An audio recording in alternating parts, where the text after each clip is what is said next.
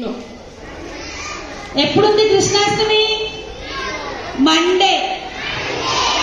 ఎప్పుడు కృష్ణాష్టమి? మనం ఈ రోజు సెలబ్రేట్ చేస్తున్నాం కదా. వీళ్ళెవరు? రాధా వాళ్ళు. Very good very good. ఎంత మంచిగా వస్తున్నారు కూడా. ఒక్కసారి చెప్తే చాలు, 100 సార్లు చెప్పినట్లే. అవును. ఇప్పుడు సాంగ్ పెట్టుకుందాము. పాటలు, కృష్ణుడు పాటలు వస్తాయి.